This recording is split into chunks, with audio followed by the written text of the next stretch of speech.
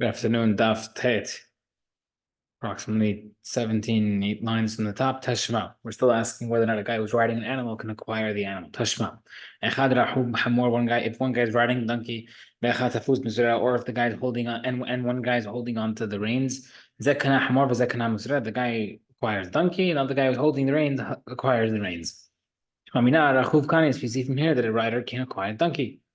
Right, so no, is referring to where he's using his feet but to move the animal forward, like we said yesterday. So if he's moving the donkey with his feet, let him acquire the donkey and the part of the and additionally a part of the reins, where it says, Ema, rather we should say, this guy acquires donkey and half of the reins. The other guy who's holding the reins acquires half the reins. So then when it says, I understand the guy acquires a part of the reins, makes sense without touching it because they might be because somebody else lifted the other side on his behalf. But holding on to the bridle, holding on to the reins, the guy on top, the guy outside, sorry. How is he acquiring it? Nobody ever lifted it, the other side, like the part that's attached to the animal's face. So let's fix it.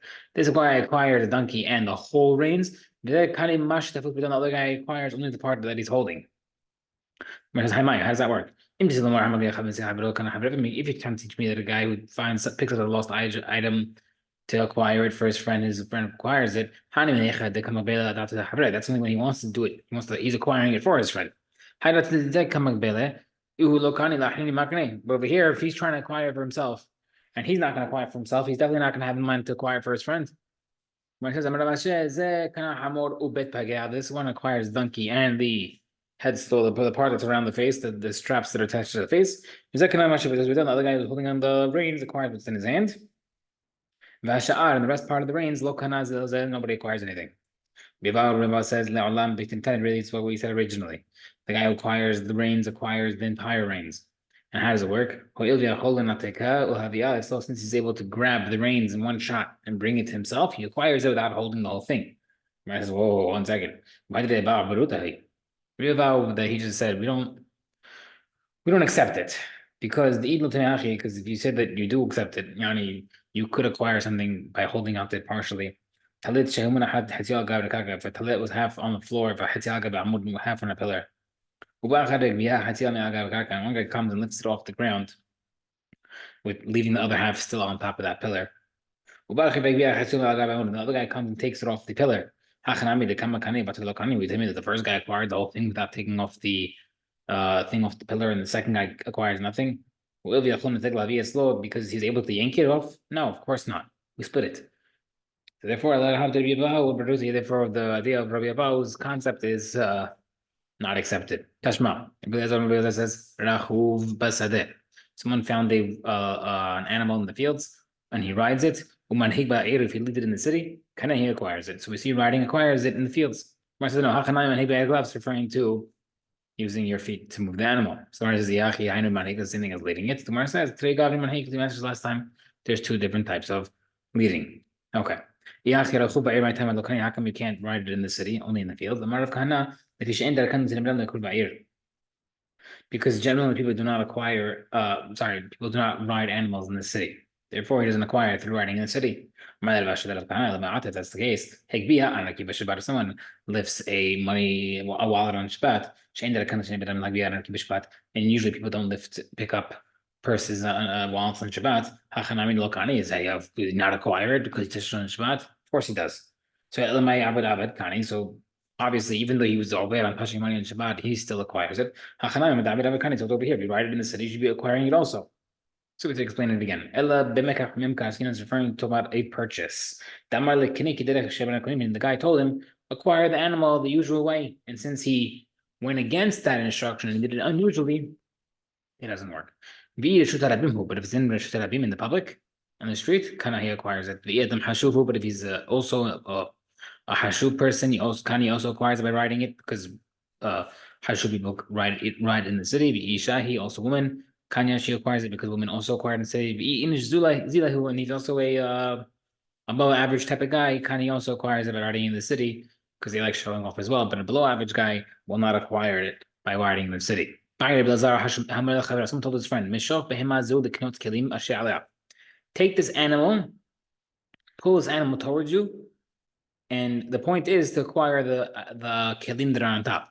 So he has a laptop on top. He says, "Okay, pull the animal," and the point is to buy the kelim on top to make a kinyan on the kelim on the laptop. The Gemara says, "Liknot." Did the guy tell him to acquire it? Me, Amar like Kenny, did he ever really tell him to acquire the item? So if he told him, then it should work. So Elam Mazu really told him, bring the animal close. What if he did tell him, take the animal, pull the animal, and that way you acquire the item on top. So now what's the question? So yes, it's true. You could pull the animal to acquire the animal, but would that work to acquire the items on top of the animal? So Marava, depends. If you're trying to acquire the animal and the item on top, you can't acquire kilim. It's a mobile courtyard. So in general, if something's in your property, you can acquire it through your property. But over here, if you're buying the animal and the item on top, but you're buying the animal and you're acquiring the animal is considered a mobile, a moving courtyard. And therefore, you can acquire with a mobile chatzer. So if you want to say kisham, that's referring to when it stood still. An animal, anything that's able to move, anything that is a technical a mobile courtyard, even if it's not moving, it's considered a mobile courtyard. And therefore, we say is referring to a case where the animal can't move because it's tied. That can serve as a good courtyard. Okay, that's the case that a traveling courtyard does not work. Someone's traveling on a boat. If fish jumped out and landed into the boat, that also considered a moving chaser and it's not acquiring. And if someone else wants, they could just grab the fish out of my boat. That's not fair. A boat naturally is at rest. The water is that moves it. Nowadays, there'd be a big difference if it's a engine boat. I think all our boats are engine. So therefore, those probably would not be kuneh.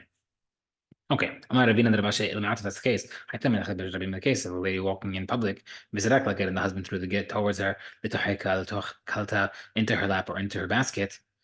Does that mean also she's moving and therefore she's technically a movable courtyard? And she be divorced. Tomorrow says, her basket is also resting, naturally at rest, and she's the one who's moving, therefore it would work. New Mishnah. Someone's riding an animal. He sees an item on the floor, a lost item. I'm going to his friend. Give it to me. The guy takes it. And the guy says, I took it for myself. The guy did take it for himself. You doing a nice thing? Probably not. Not nice. But it works because he didn't acquire it for him. But if he gave it to the rider, I acquired it for myself first. He has nothing because he can't prove it, and therefore the rider can keep it. Okay, Misha keep the pe'ah at the corner of the field is pe'ah, given ta'anim. So let's say you gathered pe'ah. And the guy says, okay, I'm taking this pe'ah, these fruits, and I'm saying this is for the Uven, the poor guy, specifying it, which poor guy. It works. You can only give it to Reuven. You give it to any ani you want, not necessarily Reuven. Only time is machlok, but we're not sure if it works, is if the rich guy collected it for the poor guy.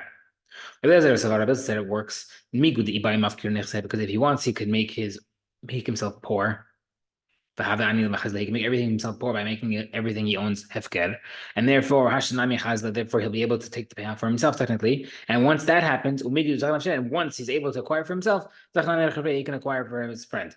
But Rabban says no. You can only say one since.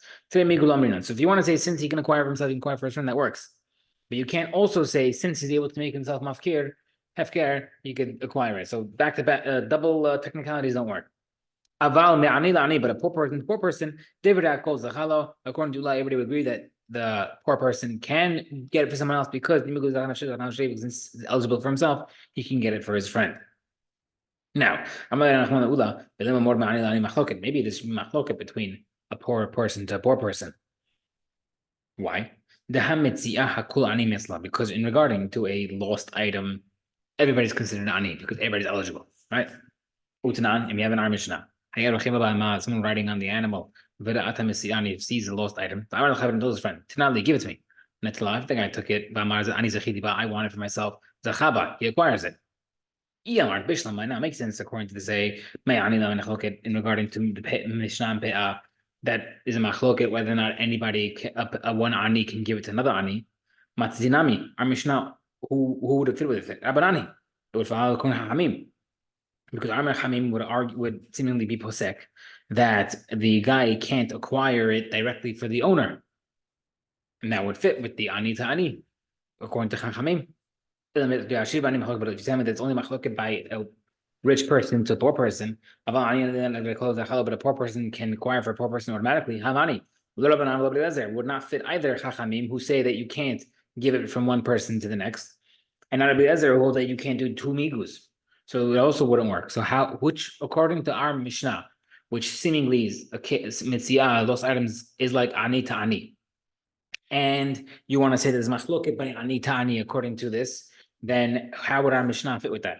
The Gemara says, our Mishnah is where the guy tells him, I acquired it for myself first. Meaning, he didn't just say, I picked it up for you, but I'm taking it. He said, I picked it up for myself. And because what does it mean? We didn't say that, if it sounds like we said that he picked it up for the guy and then he started to take it, that means he wasn't able to acquire it for him, which is why we're bringing the case from Pe'ah. But over here is where the guy specifically said, I picked it up for myself first. That's how we're explaining it. So therefore, he never picked it up for the other guy. But if he did pick it up for the other guy, it would go through. That's what we can prove it. The Tani Sefer, because the second part of the Mishnah says, in Mishnah after he gave it to the guy, Amar Ani Zachiti Batchila. In the second case, it says specifically, if he had already given it to the writer, and then he said, no, I got it for myself first, Lo Amar Klum, it doesn't work. Why do you need the second part of the Mishnah to mention the concept of, oh, I got it for myself first? Pshita, obvious. Even if you didn't say I got it first, but since he said I got it, Techila Kamar, he obviously referring to that he got it first. So therefore, what does it mean that the word first is teaching you? That Resha that Matchila in the first case as well, he's saying, when I acquired it for myself first. And the reason why the writer doesn't get it is because he has the item and says, I acquired it for myself first, and therefore he was koneh for himself first. But had he did have in mind to give it to the other guy, it would have gone through. But Nachman explained that extra word first in the Sefer. He says, no, the Mishnah in the second part is Laguya Reshas explaining the first part. Sefer the second part where he says, I got it for myself first after I gave it to the writer. And the reason why that's why it's too late because he already gave it. The first time is where he did not say first, and that's why he can acquire it for himself. Okay. Nachman, it was too late because he already acquired it for the other guy. Okay. These rabbis say, we mentioned this the other day, if someone picked up a lost item for someone else, the guy does not acquire it. My time, why? It's as if you're picking up a credited item that other people lose out. The famous concept is, let's say Reuven owes 5 people money, and he owes 5 people $100, and then a guy wants to grab the $100 that Reuven has for one of the creditors, Shimon. You can't do that because the other 4 creditors that are owed the money are losing out. So you can't pick up something if it hurts other people. So, lo kana. So therefore, same thing with the mitzia. Since technically the whole world is eligible, you can't pick it up, this item, because then other people are losing out. We have a question. A worker who finds something while working for someone else, it belongs to him.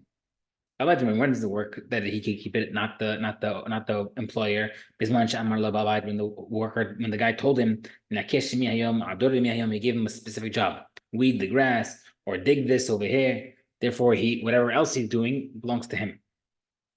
But if he says, whatever you do today, you're working for me today the whole day, the items belong to the Baal Bayit.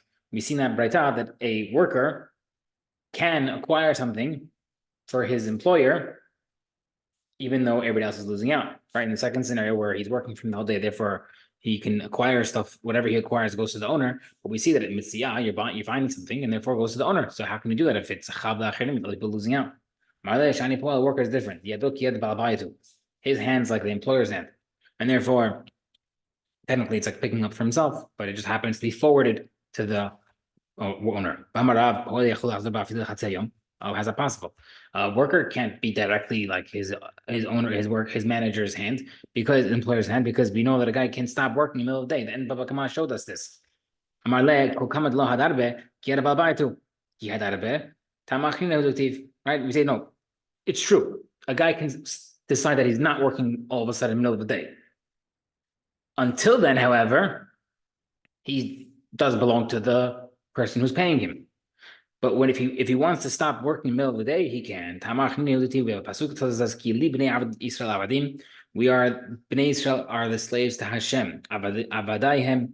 God says their mind says you can't be slaves to other people. And therefore, no one can be forced to work for someone else. And therefore, if you want to stop working in the middle of the day, you can. But until you stop working in the middle of the day, the employer has full rights. How come his friend acquires it? How come our Mishnah says you can't? The Martinelli, because the guy said, give it to me. And therefore, when the guy picked it up, he just was handing it over. But he wasn't Zoche for him. So therefore, before he gives it to me, he could just take it for himself. But he didn't say acquire for me. But if he said acquire for me and the guy picked it up, that is an acquisition for his friend. And according to Bechia, it would work.